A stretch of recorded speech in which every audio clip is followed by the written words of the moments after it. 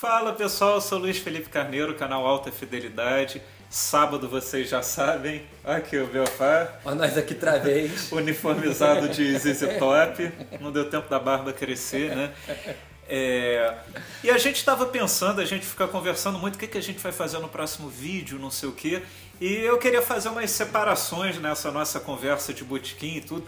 E, pô, pelo menos uma vez por mês eu queria debater mais ou menos a discografia básica de uma banda importante, de um artista legal, seja nacional ou internacional. E eu sei que uma das bandas mais queridas do canal Alta Fidelidade, isso só prova que o canal tem um público de muito bom gosto, é o Led Zeppelin.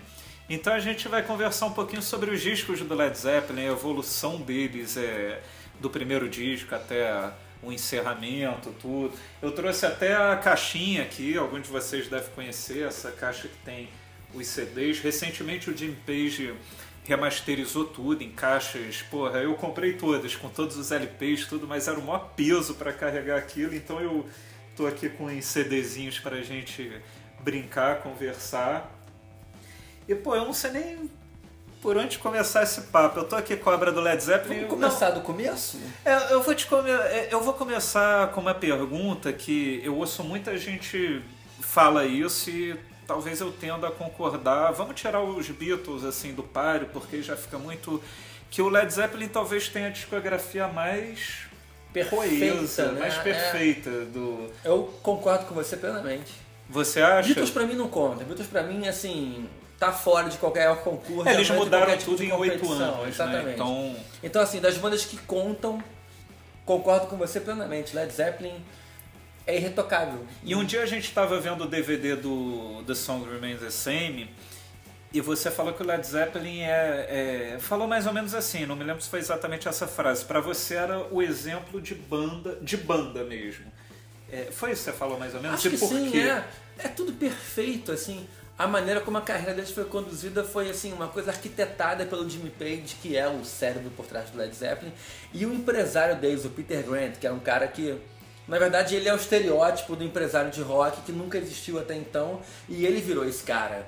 E todos os empresários que vieram depois, eles com certeza beberam na fonte do Peter Grant, que foi o primeiro cara assim a botar a banda como a estrela do show. Antigamente o produtor era o cara que levava a grana, a banda era um pouco explorada.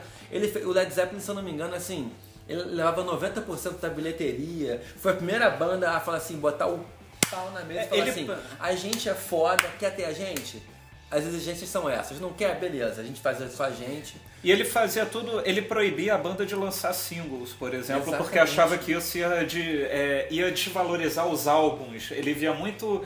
É mais ou menos a Legião Urbana, a figura do Renato Russo na Legião, que aquela importância do álbum, daquele momento que saiu naquele momento, tem toda uma história. Teve essa transição dos anos 60 para os 70, né? Porque nos anos 60, se você for olhar, a cultura do single era o que mandava. Beatles, Stones, Who, tudo que... Era tudo single. Tanto que os discos dos Beatles e dos Stones, os singles das músicas famosas, não estão nos discos.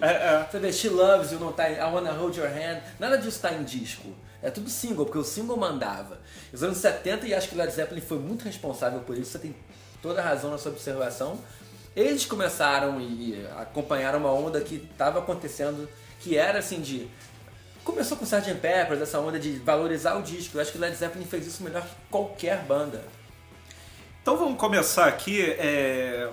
A gente quer falar da discografia básica, mas a obra do Led Zeppelin é uma obra perfeita, mas pequena também. Eles lançaram poucos discos, então vamos dar uma varrida aqui desde o primeiro. Porque se a gente for falar sobre o Kiss no futuro, a gente vai ter que selecionar, né? E muito, né? O Led Zeppelin fica difícil. Você vai deixar o que de fora? Talvez o Coda, não sei, que eu gosto. Você também deve gostar. Pode achar até menor do que os outros. Mas aí, ó, aqui, esse é o primeirão, já tem aqui o Zeppelin de chumbo. E é engraçado, porque uma vez eu fiz um vídeo sobre o terceiro disco deles e na minha imaginação muito fértil, eu sempre termino o vídeo, qual o seu disco predileto do Led Zeppelin? E muita gente citou o primeiro.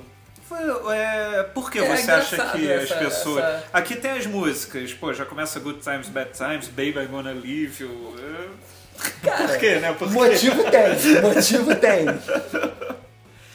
Tem Days Unconfused, Que é os poros clássicos do Led Zeppelin, mas eu nunca citaria isso como melhor. Mas como estreia, realmente você não pode negar que é algo de incrível, né? Você acha que foi a melhor estreia do rock, esse disco? Que pergunta, cara. Porque um dia eu quero fazer um top 5 sobre os melhores discos de estreia de bandas, assim. Eu já vou adiantar... Eu ainda continuo achando que Nós Vamos Invadir Sua Praia é melhor que o LED 1 em termos de estreia, mas... Assim como o Barão primeiro é melhor do Exatamente, mas cara, isso aqui é um descasso. Mas eu gosto muito do primeiro do The Doors. De repente seria o primeiro... Se bem que o primeiro do Jimi Hendrix. Porra, pode crer. Eu acho incrível o seguinte, assim, o Jimmy Page era um cara mega conhecido na cena londrina como guitarrista de estúdio, John Paul Jones também, mas o John Bonham e o Robert Plant eram pessoas completamente desconhecidas.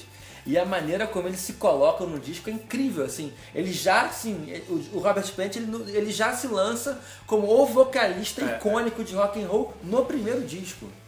Com muita influência de Roger Daltrey do The Who, é verdade, pelo cabelo, pela performance, mas assim, ele já virou assim, um estereótipo de vocalista de rock and roll no primeiro disco, sendo um cara totalmente desconhecido.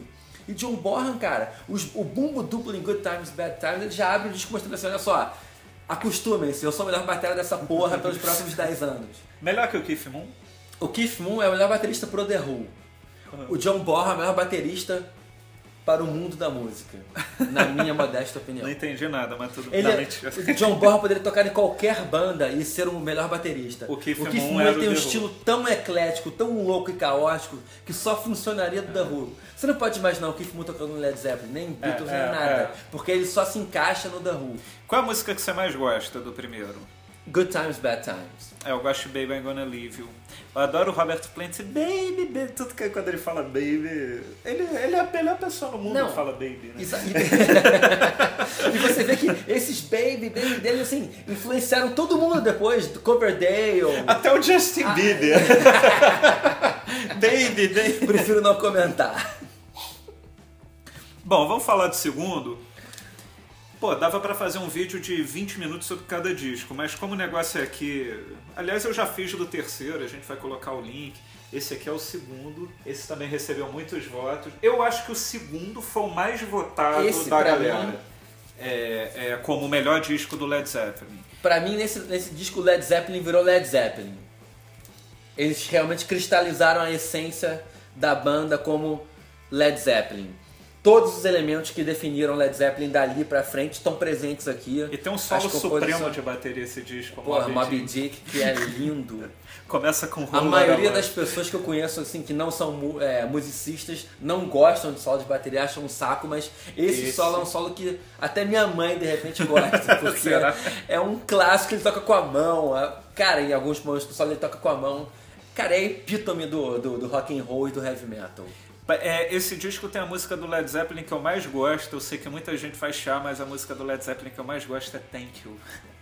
Que linda música. Aliás, eu adoro essa música na versão do Unleaded. Aquilo pra mim é muito legal. É muito mais que uma música, né? O negócio tocava minha alma. Começa com umas coisas meio indianas, né? E tal. Lemon Song, que tem a minha preferida desse grande John Paul Jones em Lemon Song. Usando e abusando das 4 cordas. Eu vou te falar, cara, desse disco, muito difícil escolher uma música preferida. Eu adoro Living Love and Made, que o Jimmy Page odeia, nunca tocaram ao vivo na história. Você sempre gosta das mais obscuras. Pois mas não é de propósito. Às vezes às vezes não é. Dessa vez não é. Adoro What Is or What You Never Be, eu acho demais também. Muito boa. Você viu o show, eu também vi, do Robert Plant com Jimmy Page, em 96. Na grade. Eu fiz um top 5 dos melhores shows da história do Hollywood Rock. Esse tá lá em cima. Primeiro lugar que eu coloquei. Bom, agora eu vou falar sobre um disco que eu já fiz um vídeo exclusivo pra ele, é o Led Zeppelin, o 3. Esse não é um disco muito popular do Led Zeppelin, né? Por incrível que pareça, é um disco que, da galera que não é fã de Led Zeppelin, é praticamente ignorado. O que é muito gravíssimo, né? Eu me lembro que um dia eu tava num show do Paul McCartney e eu conheci um cara lá muito bacana. Ele tem até uma cervejaria acho que é no Rio Grande do Norte, não sei, é Thiago o nome dele. E ele é fascinado por Led Zeppelin, a gente conversou bastante. Eu perguntei, qual é o melhor disco do Led Zeppelin? O 3. Essa é a opinião de quem conhece Led Zeppelin, porque não é uma opinião muito popular. E esse é um disco legal porque tem uma coisa folk, né? Eles meio que deram... O lado A é uma porradaria e o lado B é todo acústico, altas influências indianas e meio esotéricas até. É muito bom, é muito bom. E foi muito bom, assim, historicamente falando pra mim, eu ouvi isso desde muito moleque, meu irmão me influenciou muito com Led Zeppelin e tal. Esse disco, pra quem tava acostumado a ver aquele rock and roll mais clichê, abre muito, assim, os seus ouvidos. Cara, abre a mente, né? Você começa a ouvir, cítara e afinações diferentes. O Lobão deve ter ouvido muito esse Cara, o Lobão, exatamente. As afinações em Friends tem tudo a ver com o Lobão. E esse é um disco que, agora eu tô vendo aqui, por exemplo, That's the Way. Aqui tá difícil ler. Gallows Pole foi um disco que eles exploraram muito no Unleaded, que tinha essa onda mais acústica e também meio indiana, marroquina. E os temas celtas, de histórias também do Reino Unido antigo. É muito. Cara, o Robert Plant é um fissurado nesse tema. Tanto que tem várias músicas que são em gaélico, não são em inglês. Brown Hour é em gaélico, por exemplo. Essa música, aliás, eu não sei quem me falou há pouco tempo que era o tema da secretária eletrônica, meio que tocava essa música. Eu não sei se é algum amigo meu ou se é algum músico que eu li. Pô, que maneiro, eu queria saber. Agora fiquei curioso pra saber quem é. Bom, e o quarto disco é o disco mais emblemático do Led Zeppelin, né? Esse é o disco que todo mundo que não gosta de Led Zeppelin conhece. Porque tem Stairway to Heaven. Esse disco um amigo meu me deu num aniversário, numa daquelas festas que eu fazia na época da faculdade de Direito de aniversário. Você me deu um disco do Rory Gallagher e o Daniel Leitão, que acho que é diplomata hoje, ele era o melhor aluno lá da sala, ele me deu esse disco, 4. Eu não tinha ainda, eu tinha coletâneas do Led Zeppelin, mas eu não tinha... E, porra, um disco que no lado... Olha o lado A. Black Dog, Rock and Roll, The Battle of Evermore e Star to Heaven. O que uma banda precisa fazer além disso? Cara, esse tempo, essa época era uma coisa... É covardia, cara, é covardia. E, pô, eu falei em Story to Heaven, eu conheci Led Zeppelin com Story to Heaven por causa da minha novela predileta, que era Top Model. E Stairway to Heaven era o tema do Gaspar. Me lembro bem. E eu me lembro que eu comprei o LP, eu tinha o nacional, que era Suzy Rego na capa, e o internacional era Malu Mader na capa. E eu comprei e era muito esquisito, porque Qual você prefere? Cara, hoje é Malu Mader, na época Suzy Rego. Mas o Stairway to Heaven... Era engraçado porque eu comprava muito LP de trilha de novela, porque as trilhas de novela naquela época eram meio que era o que estava rolando na época, era meio que uma parada de sucessos e muita coisa boa, pô. Eu conheci Duran Duran, me lembra Matter of Feeling, uma música que só fez sucesso no Brasil, que era da novela Mandala, era Lúcia Veríssimo na capa, eu tinha o cassete. Então, e eu me lembro que, pô, era música, geralmente trilha de novela tem músicas de 3, 4 minutos. E Stairway to Heaven era engraçado que você olhava o vinil, era um porrolhão, era metade de um lado e Stairway to Heaven. E eu ouvia aquilo, eu ouvia trecho na Top Model, mas quando você ouve inteira no disco, você fala, caramba, não tem como a vida de um moleque de 11 anos de idade que gosta de rock não mudar naquele momento em que você ouve Stairway to Heaven inteira pela primeira vez. Não, esse disco foi o primeiro que eu conheci do Led Zeppelin. Eu conheci muito moleque mesmo, assim, com 5, 6 anos, porque meu irmão, que é 6 anos mais velho do que eu, tinha e espancava isso 24 horas por dia. E eu ouvia muito, assim, e eu lembro muito de Black Dog, assim, me impressionava muito aquele começo com Hey, man! Assim, aquela berraria, depois batera e... Cara, é um disco que impacta, assim, mas se você quer pegar uma criança pra gostar de rock and roll, eu botaria o Led 4. Tem todos os elementos. Tem porradaria, só o lado A. Tem power ballads, e o se bem que o Bem Going to California, When the Leaf Breaks, Four Sticks, que foi uma música também que eles fizeram uma versão muito boa no Unleaded. Você sabe por que Four Sticks? Por quê? Porque o John Bonham tocou com 2 baquetas em cada mão. Four Sticks. Não sabia. Você vê que a bateria é uma porrada, são 2 baquetas em cada mão. Bom, vamos pro quinto. O quinto é... Houses. É que aqui eu tô me confundindo porque tem... cada CD... Parou de ser numerado, né? 2, 3, 4... aí complicou, né? Houses of the Holy. Vou mostrar a capa aqui. Ouso dizer que é meu disco preferido. É mesmo? Aham. Meu disco preferido nessa semana ainda não chegou, porque muda toda semana. Entendo você. Talvez seja a melhor abertura de um disco. É um épico. Não do Led Zeppelin, mas de todos. De todos. O The Song Remains the Same. É um épico. É um épico. É uma porradaria, é a coisa mais linda. Porra, The Rain Song, Over the Hills and Far Away. Cara, The Rain Song, cara, que... Ah, que tá legal. Cara, tem que tirar o chapéu pro Jimmy Page, cara. Como alguém compõe uma coisa tão linda como The Rain Song? É... Dancing Days, Incrível. foi até tema de novela no Brasil. Sacanagem também. Eu ia falar assim, qual? No Quarter, que é uma música que ele, na versão do Unplugged, aliás é Unleaded No Quarter, não é? O Verdade, nome do disco. verdade. Aí eles viajaram pra É. cacete naquela versão. Eu acho que no show eles nem tocavam porque não tinha como reproduzir aquela viagem deles. Bom, próximo disco, pelo menos nessa semana, é o disco do Led Zeppelin que eu mais gosto, é o Physical Graffiti. Pena que eu não trouxe o LP, porque a capa do LP é toda bonita, que você Essa tira, capa é linda, põe. né? Mas aqui dá pra ter uma ideia do que é. É um disco duplo do Led Zeppelin. Por que eles lançaram esse disco duplo? Vocês sabem me dizer? Cara, eles Porque estavam com foi- muito material na manga de coisas antigas de outros discos. Você vê, o primeiro disco é todo de 74, é o disco mesmo que reflete a época que o disco foi lançado. O disco 2 é uma coletânea, assim, nunca foi lançado antes, mas assim, é um apanhado de várias músicas que eles já tinham estavam gravado na para gaveta, outros né? discos, sobras de estúdio que eles lançaram. Agora, as sobras de estúdio do Led Zeppelin, cara, são Eu me lembro que do quando... mesmo nível das... Não, e tem coisa atual também nova, como 10 Years Gone, The Wanton Song, mas tem muita coisa de 70, de 71, das sessões do 3, do 4, enfim. Eu me lembro que quando o estúdio daqui de casa finalmente ficou pronto, o famoso estúdio Cazuza, eu me lembro que você estava aqui em casa e eu falei com qual música A gente você vai quer estrear, né? inaugurar as caixas de som. E você escolheu Custard Pie, que é a primeira música desse disco. Verdade. Por quê? Cara, porque é muito bem gravada, cara. O som de bateria é foda, é muito power. Eu me lembro que quando eu comprei esse disco e eu botei ele no meu som, que já nessa coisa já tinha um som maneiro, me chocou assim aquela onda sonora que veio quando o disco começou a tocar mesmo. Então, sei lá, você me fez essa pergunta e me deu vontade de ouvir isso. Eu me lembro que quando a gente estava ouvindo, você só falava assim pra mim: aumento. Aí a caixa novinha eu aumentei, aí começou a meio que dar ruim lá. Eu falei: não vou aumentar mais não, que eu não quero perder minha caixa de som. Cara, eu adoro In The Light. Eu também adoro In The Light. Porque eu quando saiu a reedição do Jimmy Page, né? Pô, peguei o LP duplo, fui ouvir assim, só não tava lendo, não tava fazendo nada. Eu parei pra ouvir o disco.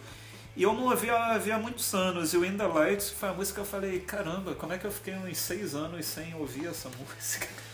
Cara, é engraçado que parece que a gente tá, tipo, puxando o saco e só falando bem, mas aqui a gente tá falando de bandas que realmente tiveram uma carreira tão perfeita que, cara, tudo é bom. Presence. Presence é foda. Presence Vou mostrar é a foda. capa. A capa é legal, né? A família, na Não, mesa. assim, a capa, aqui na capa não dá pra ver isso, mas assim, no encarte do disco, Tem Presence, por que é Presence? Tá vendo esse monolito que tá aqui na mesa da família? Ele tá presente em toda e qualquer foto. Tá. Todas as fotos têm a presença desse objeto aqui do monolito. Por quê? Vai saber. Genial, né? Se fosse eu fazendo isso, ia ser uma merda. Foi o Led Zeppelin, é do caralho. Mas e, o que você gosta Olha desse aqui. disco? Aqui. Na Cara, eu contracapa. gosto desse disco por um simples fato. Nessa época aconteceu um lance que mexeu um pouco com Led Zeppelin. O Robert Plant teve um acidente de carro que ele ficou entre a vida e a morte. Ele gravou esse disco de cadeira de rodas, sentado no estúdio. Foi quando o Fio ele teve um problema. Isso foi depois. Mas nessa época também foi uma época meio difícil, porque ele teve esse acidente e ficou mal mesmo, assim. Ninguém sabia se ele ia voltar a andar ou não. E o Jimmy Page, que era o grande maestro, ele falou assim: galera, tudo bem, a gente já virou aquela banda dos grandes épicos, das músicas incríveis, agora vamos fazer um disco de rock and roll, porradaria, baixo, bateria, guitarra, quase punk rock. Esse disco é um disco que não tem balada, não tem porra nenhuma. É pau dentro do disco inteiro. E qual a música que você mais gosta? Pergunta difícil, mas eu vou de Nobody's Fault But Me. Também. É. Eu me lembro que eu tinha...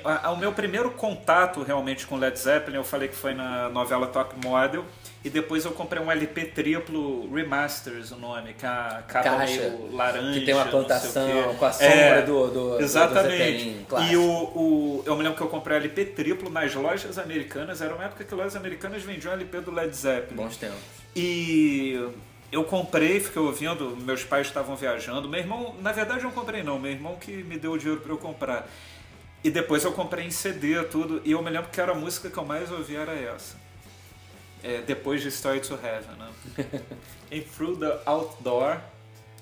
Pena que a capa aqui tá...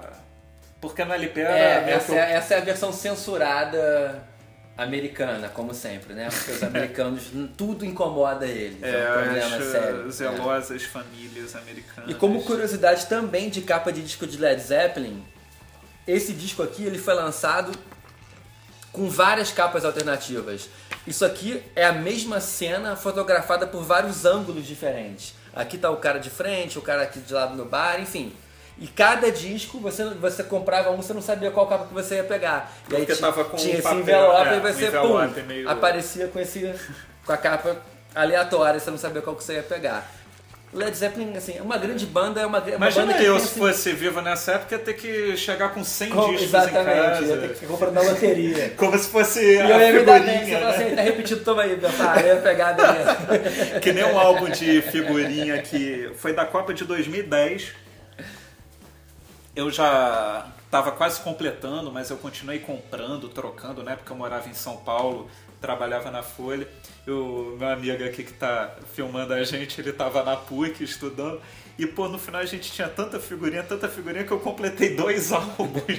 Aí eu dei pra ele. Brincar, né? Eu não sei brincar, Você não né? sabe brincar. Eu não consigo descer muito pro play. Mas cadê as músicas desse disco aqui?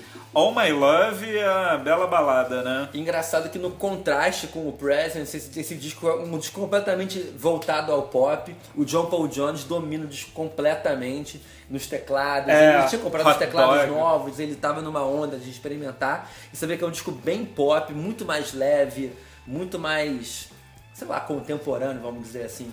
E muito bom. Quando eu era moleque, que eu tinha uma onda muito rock and roll, eu não gostava desse disco. É o disco que eu menos gosto. E é um disco que eu aprendi a apreciar com o tempo. Eu acho que, cara, ele merece várias chances, porque ele é um ótimo disco, mas ele não é aquele Led Zeppelin que a gente está acostumado, de arena e tal, não sei o que. É um disco mais pop. O All My Love, pra mim, talvez seja uma das baladas mais lindas da música pop. Adoro Hot Dog, adoro Carol Slambra. Você prefere hambúrguer? Tudo. Finalmente. E bom, agora é o rabinho, né? O final, quando já tava... Coda, cara, é já banda finalizada, lançando o que restava pra lançar. Né? O Jimmy Page não é um grande fã de lançar sobras, ele acha que o que ele gravou é o que o Led Zeppelin tem a oferecer. Tanto que essas edições novas, pô, sei lá, é um remix novo da música tal, não música tem sem uma... vocal, sem não não sei tem... o que. Isso foi meio decepcionante. Se eu não me engano, eu já vi algumas entrevistas com ele que ele fala assim, eu queimava todas as fitas porque eu não queria nada sendo lançado sem o meu controle. Eu faria isso. Ele é um cara controlador. Se eu fosse o Jimmy Page. Sempre foi. E é por isso que Led Zeppelin tem essa fama e tem essa presença, porque eles só lançaram o melhor deles. Foi o que a gente falou no início, a discografia mais coesa, perfeita. Exatamente, eu né? acho que isso é muito coerente com o pensamento do Jimmy Page e do Led Zeppelin. E é um descasso. Agora a pergunta da nossa maestra aí. Eu quero saber se vale a pena o Led Zeppelin voltar hoje em dia ou não?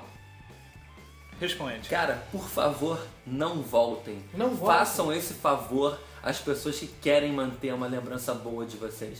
Não sejam os novos Rolling Stones, cara. E o próprio Robert Plant concorda comigo. O Robert Plant já ele é excluiu o cara qualquer possibilidade de voltar. Mas acha que ele não tem capacidade de fazer uma coisa genial hoje em dia? Nenhuma. Zero. É mesmo? Zero. E o Jimmy Page sabe disso. O Robert Plant tem uma carreira solo super interessante. Ele não vai abandonar a isso carreira solo pra Robert ficar Plant requintando aquela coisa velha de Led Zeppelin que todo mundo já conhece. Mas e se eles voltassem pra fazer uma turnê mundial? De um ano, dar um show no Maracanã, não cara, sei o quê, eu como fã ia adorar ver. Agora, cara, como o Jimmy Page falou, o Led Zeppelin acabou no dia que o John Bonham morreu. E isso é um fato. Eles iriam votar como Page Plant, John Paul Jones. É claro que é adorável o show, mas eles não precisam disso. E cara, como a gente falou, em coerência com tudo que o Led Zeppelin sempre foi, eles têm uma carreira coesa. Eles não vão botar isso a perder fazendo uma coisa sem sentido agora só pra, sei lá, ganhar uma grana a mais ou pra agradar um fã. Até mesmo que nem precisam. Não precisam. Mas eu considero que eu já vi um show do Led Zeppelin, exagerando um pouco. Eu acho que aquele Robert Plant e Jim Page do Hollywood Rock era o mais Foi perto, o mais perto que a gente você chegou de poder ver um show do poderia Led chegar. Zeppelin. E eu quero até mostrar aqui, porque isso aqui é uma raridade, eu quero tirar uma onda. Você vê, 198 de 500, foram 500 cópias. Ó o cara que não sabe brincar, né? É um LP triplo. Isso daqui tem os ensaios desse show que a gente está falando, do Celebration Day. E tem um DVD com músicas do show antes de sair o DVD. Ou seja, eles pegaram aquela galera que fica filmando antes de sair. Pô, eu nunca vi isso, tô afim. E, tem aqui um ensaio todo. Necessário. E, paguei caro nisso, mas valeu a pena. Foi na Trax, pra mim a melhor loja de disco aqui do Rio, fica lá no Baixo Gávea. Loja fundada pelo meu grande amigo Gustavo Calver, nunca esqueçamos disso. E a gente sempre faz no final uma indicação. A gente já falou muito sobre o disco, então vai ser papum. Eu indicaria do Led Zeppelin, eu não sei qual que eu indicaria. Eu não sei, eu vou indicar o meu disco predileto nessa semana, que é o Physical Graffiti. Eu já falei os motivos durante o vídeo, não vou me estender. Você indicaria qual? Eu indicaria um que não é meu preferido, mas eu acho assim que se você não conhece Led Zeppelin, você quer conhecer Led Zeppelin, é o 4. Compra o 4 que você vai ter uma boa ideia do que é Led Zeppelin. E deixa aqui no comentário qual disco você indicaria também. E amanhã a gente tá de volta com mais um vídeo aqui no canal Alta Fidelidade. Tchau.